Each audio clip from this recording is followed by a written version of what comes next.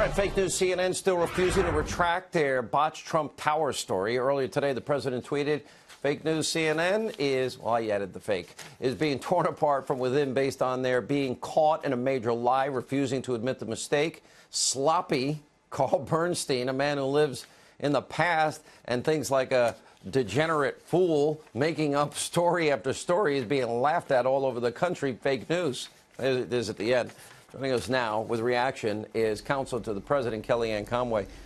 You know, I watched you on the network. I didn't actually watch. I read the transcript, and I watched Mediaite puts up these clips of you and Chris Cuomo. I get along with Chris and Don Lemon. I don't have any issues with anybody in the business except for fake liberal Joe.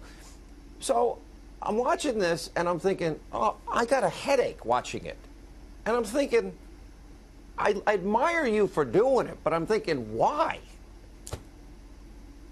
Well, I did get two questions in about this very topic that's burning a whole week later.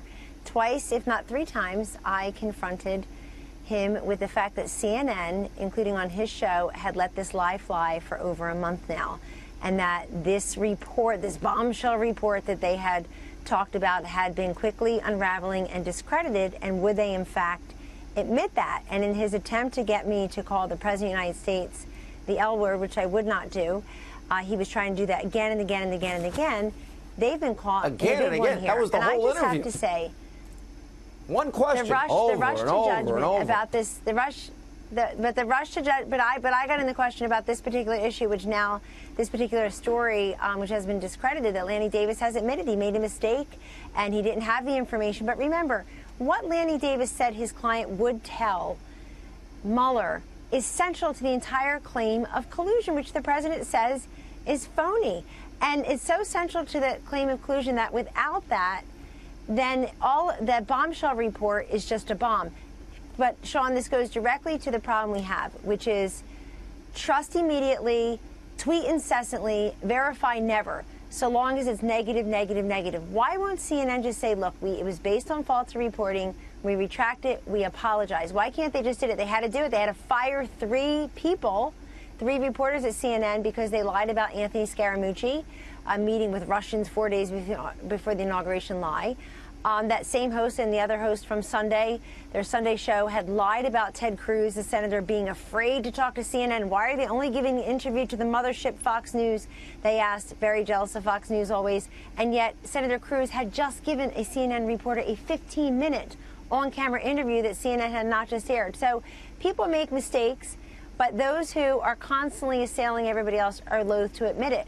I appreciate you running the president's tweets about this, because when the president talks about fake news, he's really talking about two big things, which is inaccurate, unfair, imbalanced reporting, and also sins of omission, not just commission from these other networks. Why are you excluding all the important information from America? Why aren't you crowing about the economy? Why aren't you telling them about the growth rate, about the job creation, about the $91 million in historic funding the president gave today to drug-free communities? And you know the answer. Well, you know why they love Clinton, they loved Obama, and they hate Bush and Trump. They're a biased news, so-called news network, but they won't admit that they're biased. But I have a totally different view on all of this. By the way, I'm not sure it matters anymore, Sean, because the president himself uses his considerable social media platform. Our director of social media today at the White House, Dan Scavino, said in answer to the president's question in an open press forum that the president has about 160 million. That's basically one out of every two adults in this country. More than that, on one of his social media platforms. He doesn't need him. He connects directly. He doesn't need it. I don't think it matters anymore, because people know when they open up their 401k statement, when they see that they've got extra spending money, when they see less regulation and more consumer confidence, they know what they see. And this president is connecting directly with them. But you also, why won't they investigate the other side of this? Why isn't Peter Orr leading the story on every single network tonight? Because America has a right to know, in the interest of transparency and accountability, that Christopher Steele was nervous he would be up a creek without his oar.